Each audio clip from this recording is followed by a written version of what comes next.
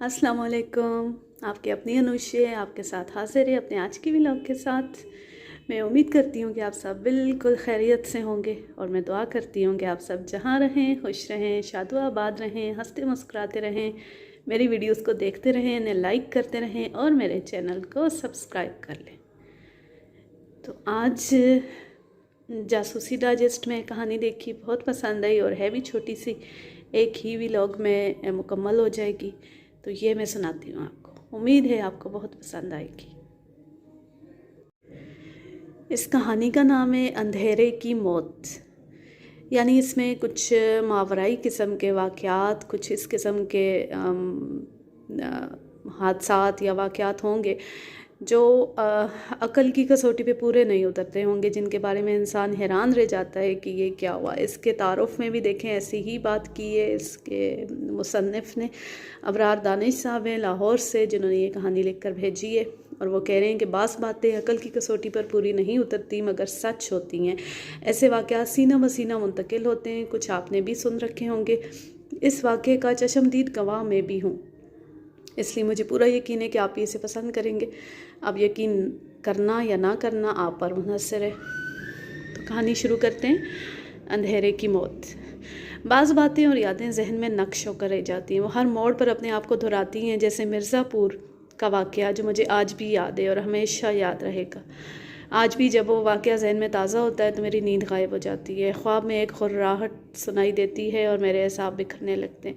ये उस वक्त की बात है जब मैं मिर्ज़ापुर गया था। मिर्ज़ापुर आम रास्तों से हटकर एक बड़ा सा कस्बा है। उसके बाद जंगल का सिलसिला शुरू हो जाता है। जैसे जैसे आगे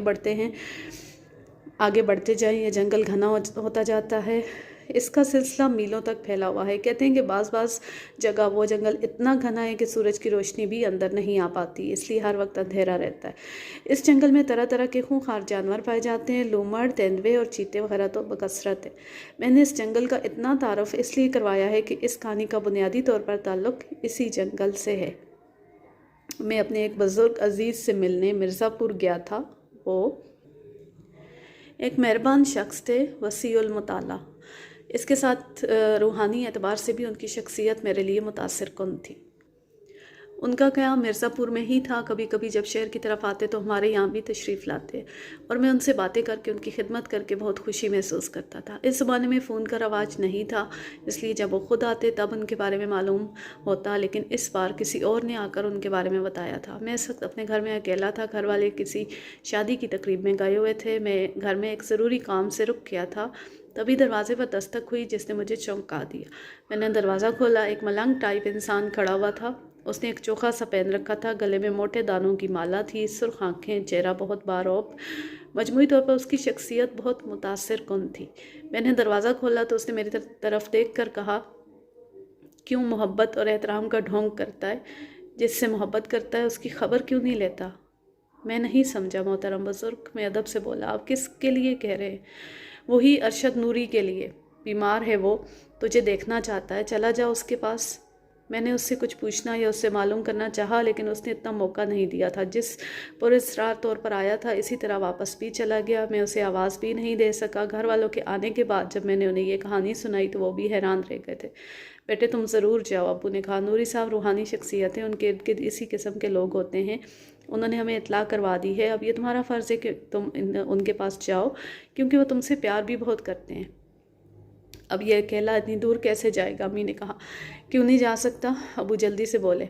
इसमें इतनी खुद एतमादी तो होनी चाहिए। इजाज़त मिलती मैं अगले दिन सफ़र पर निकल गया। ये एक तवील सफ़र था। कई मरहलों के बाद मिर्ज़ापुर तक पहुंचना था। ट्रेन, फिर बस, फिर पैदल।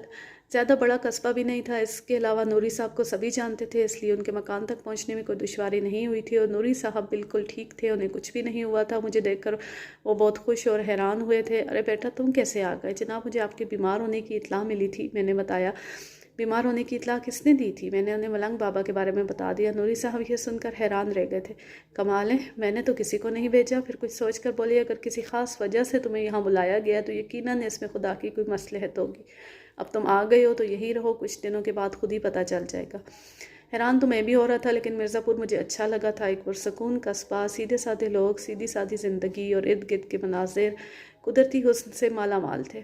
फिर नूरी साहब की सोहबत, उनकी बातें, उनके करीब रहकर उनकी शख्सियत के कई पहलू नुमायाँ हुए थे। वो अल्लाह वाले होने के साथ साथ स्कॉलर भी थे। उनकी बातें बहुत मंतकी अंदाज की थी। वो आम मौलवियों की तरह नहीं थे, हर बात का जवाज़ रखा करते। उनके घर में बेशुमार किताबें थीं, सिर्फ मजहबी नहीं बल्कि दुनिया के मुख्तलिफ मौज़ूआत पर। पूरा कस्बा उनका एहतराम करता था। इस कस्बे में 2-3 होटल थे, उन्हीं के यहाँ से खाना आया करता था। उनकी बीवी का अरसा कबल इंतकाल हो चुका था। 2 बच्चे थे, दोनों इंग्लैंड में थे। बच्चों ने उन्हें साथ ले जाने की कोशिश की थी, लेकिन नूरी साहब को मिर्ज़ापुर बहुत पसंद आया था, इसलिए वो यहीं रह गए थे। 2 दिन मैंने बहुत आराम से गुजारे। नूरी साहब की बातों और कस्बे वालों की मोहब्बतों के दरमियान वहाँ हर तरफ मोहब्बत ही मोहब्बत थी कि तीसरी रात एक अजीब वाक़या पेश आ गया। कोई दरिंदा एक किसान को उठाकर ले गया था। वो किसान कस्बे के आखिर में ऐसे मकान में रहता था जिसके पीछे दूर तक खेत फैले हुए थे। वो रात के वक्त किसी काम से खेत की तरफ गया था, जबकि उसकी बीवी लालटेन उठाए दरवाजे पर खड़ी रही थी। वहाँ चूँकि इससे पहले कोई वाक़या नहीं हुआ था, इसलिए उन्हें किसी किस्म का खौफ भी नहीं था।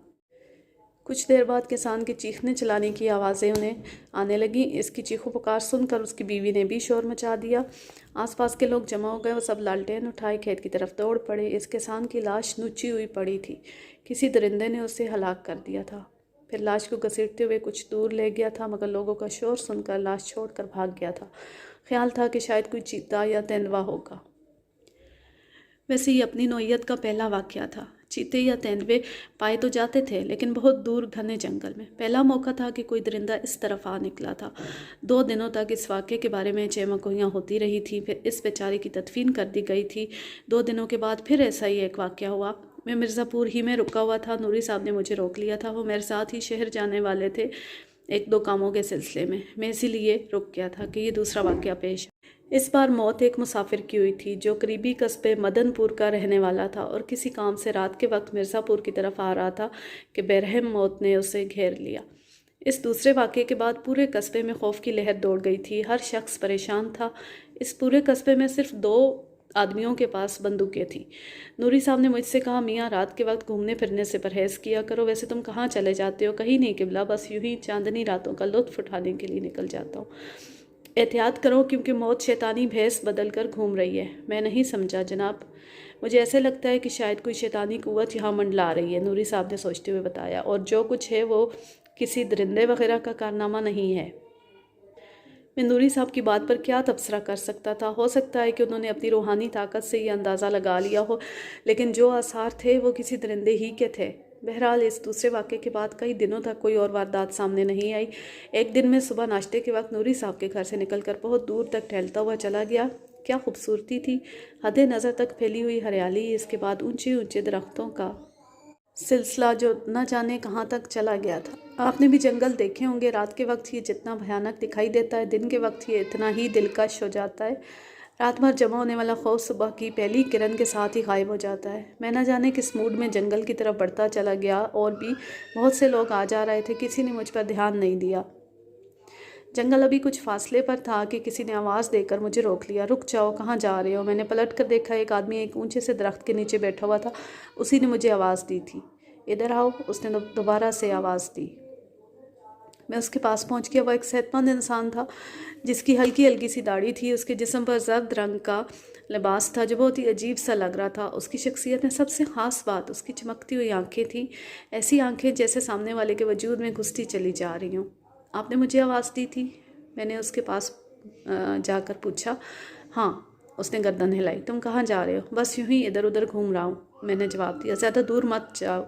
क्या तुम नहीं जानते कि जंगल में आवारा बलाओं ने अपना मस्कन बना रखा है? उसने कहा, मुझे तो नहीं मालूम। मालूम हो जाएगा। उसके लहजे में संजीदगी थी। अंधेरा बढ़ जाए तो चीज़ें मौजूद होने के बावजूद नज़र नहीं आती। मैं चौंक उठा। ये एक फ़लसफ़ियाना जुमला था। आम लोग ऐसी बातें नहीं किया करते। आप कौन हैं जनाब? मैंने अदब से पूछा। एक मुसाफिर, उसने मुस्कुरा कर जवाब दिया। बैठ जाते हैं जहाँ छाँव घनी होती है। उसकी बात मुझे मुतासर कर गई थी। आदमी बहुत पढ़ा लिखा और बाज़ौक़ मालूम होता था। क्या सोचने लगे? उसने पूछा। कुछ नहीं, मैं ये सोच रहा था कि आप जैसा पढ़ा लिखा आदमी इस तरफ कैसे आ निकला। मैंने कहा, याद रखो यहाँ ना कोई पढ़ा लिखा है और ना कोई जाहिल, बल्कि ये तोहम का कारखाना है। यहाँ वही है जो एतबार किया। वो खड़ा हो गया। अच्छा मियाँ मैं तो चलता हूँ। उसने कहा मुसाफिर ने आराम कर लिया, अब उसे सफ़र पर रवाना होना चाहिए। जनाब क्या ये नहीं हो सकता कि आप कुछ देर मेरे साथ रुक जाएं? मैंने उसकी तरफ देखकर बोला, बहुत दिनों के बाद एक ऐसे आदमी से बात करने का मौका मिल रहा है जो जहन के दरीचे खोल रहा है। वो सोच में पड़ गया था। फिर कुछ देर बाद बोला, अगर ऐसा ही चाहते हो तो चलो मेरे साथ। आपके साथ कहाँ? जंगल की तरफ, उसने बताया। मुसाफिर का इसी जंगल में ठिकाना है, लेकिन आप तो बता रहे थे कि जंगल में बलाएं घूम रही हैं। कुछ मुसाफिर ऐसे होते हैं कि बलाएं उनसे कतरा कर गुजर जाती हैं। उसने मुस्कुराते हुए कहा, अगर मुनासिब समझते हो तो मेरे साथ चलो। वैसे मैं ये बता दूं कि मेरा इस तरफ गुजर शायद तुम्हारे ही लिए हुआ है। मेरे लिए? मैं आपकी बात नहीं समझा। शायद वक्त तुम्हें समझा दे। आओ मेरे साथ। उसने कदम आगे बढ़ा दिए। मैं उसके साथ हो लिया। उसकी शख्सियत की तरह उसकी बातें भी पुरस्कार थीं। उसकी बातों और शख्सियत में कशिश ज़रूर थी, इसलिए मैं नफ़ा और नुकसान की परवाह किए बग़ैर उसके साथ चल पड़ा था। हम खेतों के दरमियान से गुजर रहे थे। हर तरफ फसलें लहलहा रही थीं। ये धान के खेत थे जिनको खूब पानी की ज़रूरत होती, इसलिए वहाँ फ़ज़ा में अच्छी खासी खुनकी थी।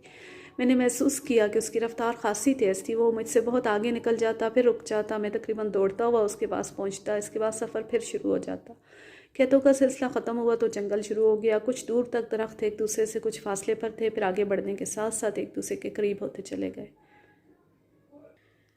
घना जंगल शुरू हो चुका था और मैं एक पुरस्कार अजनबी शख्स के साथ न जाने कहाँ चला जा रहा था। उस वक्त की कैफियत अब याद आती है तो एहसास होता है कि मैं शायद किसी ट्रांस की कैफियत में उसके साथ चल रहा था। वो मुझे अपने साथ ले जा रहा था और मैं उसके साथ चलने पर मजबूर था। अब जंगल और घना हो गया था। अचानक धाड़ की आवाज़ सुनाई दी। किसी दरिंदे की आवाज़ थी। फिर दरख्तों के अकब से एक चीता निकलकर सामने आ गया। वो गुस्से में भरा हुआ दिखाई दे रहा था। मैंने खौफज़दा होकर अपने पुरस्कार हम सफ़र का बाजू थाम लिया। उस आदमी ने खुद भी हुर्राना शुरू कर दिया था। मुझे तो ऐसा ही महसूस हुआ जैसे कोई चीता हुर्रा रहा हो। गैर इंसानी आवाज़ थी उसकी। वो खूंखार चीता ज़ोर ज़ोर से दुम हिलाता हुआ दोबारा दरख्तों के पीछे जाकर गायब हो गया। इस वक्त मेरी अजीब कैफियत हो रही थी। कौन था ये आदमी? बेपनाह खौफ ने मुझे जकड़ लिया। मेरा जी चाहा कि मैं भाग निकलूं, लेकिन जैसे उसने मेरा इरादा भांप लिया था, उसने मेरा हाथ थाम लिया। अरे तुम क्यों घबरा रहे हो? वो चीता तो चला गया, वो दोबारा नहीं आएगा। ये कैसे हुआ? मेरी आवाज़ लड़खड़ा रही थी। चीते ने आपकी बात कैसे मान ली? अरे भाई ये कोई इतना बड़ा मसला नहीं है। वो हंस पड़ा। मैं चूँकि बरसों से इन्हीं जगहों में रह रहा हूँ, इसलिए दरिंदों से मेरी दोस्ती हो गई है। ये कैसे हो सकता है? बस हो रहा है, तुमने खुद देख लिया। अब आओ मेरे साथ आगे बढ़ो। उसने मेरा हाथ थाम लिया। नहीं, आप मुझे जाने दें प्लीज़। मैंने उनसे हाथ छुड़ाने की कोशिश की, लेकिन ये मेरी खाम ख्याली थी। उसकी गिरफ्त इतनी सख्त थी कि मैं कसमसा कर रह गया। फिर उसने अपनी आंखें मेरी आंखों में डाल दी। मुझे घूरने लगा। मेरे खुदा, जैसे उसकी आंखों से बरकी लहरें निकल कर मेरे बदन में उतरती जा रही थी।